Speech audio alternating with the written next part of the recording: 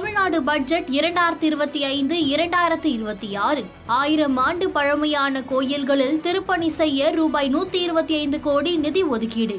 இந்திய பிரதமர் நரேந்திர மோடி பங்கேற்ற பிறகு அமெரிக்காவைச் சேர்ந்த AI ஆய்வாளர் லெக்ஸ் ஃப்ரிட்மேனின் பாட்காஸ்ட் நிகழ்ச்சி இந்தியர்கள் பலரின் கவனத்தையும் ஈர்த்துள்ளது. யார் இந்த ஃப்ரிட்மேன்? விரிவாக பார்க்கலாம்.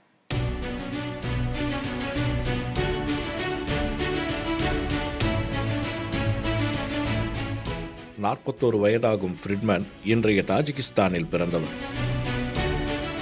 இவரது சிறுவயதிலேயே அமெரிக்காவுக்கு குடிபெயர்ந்து விட்டது ஃப்ரிட்மேனின் குடும்பம். AI எனப்படும் செயற்கை நுண்ணறிவு துறையில் மிகுந்த ஆர்வம் கொண்டவரான லெக்ஸ் ஃப்ரிட்மேன் 2018 பாட்காஸ்ட் நிகழ்ச்சிகளை நடத்தி வருகிறார்.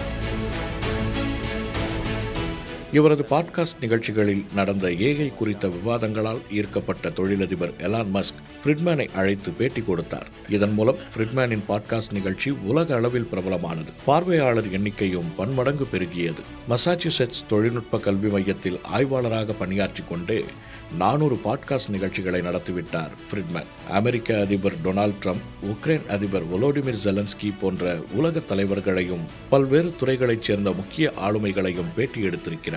நிகழ்ச்சிகளை மிக நீண்ட நேரம் சுவாரஸ்யம் குறையாமல் நடத்தும் திறமை பெற்றவர் ஃப்ரிட்மேன். இவரது சில பேட்டிகள் 3 மணி நேரத்துக்கு மேல் நீள்பவை. பேட்டி கொடுக்க வரும் ஆளுமைகளிடம் சர்ச்சைக்குரிய கேள்விகளை கேட்டு சங்கடப்படுத்துவதை விட பேட்டி கொடுப்பவரின் நிலையிலிருந்து அவரை புரிந்து கொண்டு உரையாடுவதை தனது பாணியாக பின்பற்றுகிறார் ஃப்ரிட்மேன். ஹிட்லரை பேட்டி காணும் வாய்ப்பு கிடைத்திருந்தாலும் இதையே பின்பற்றியிருப்பேன் என்று கூறியுள்ளார். ஆணாதிக்க கருத்துக்களை வெளிப்படுத்தும் ஆண்ட்ரூ டேட் உள்ளிட்ட சர்ச்சைக்குரிய நபர்களை பேட்டி எடுத்ததற்காக ஃப்ரிட்மேன் விமர்சனங்களையும் எதிர்கொண்டிருக்கிறார்.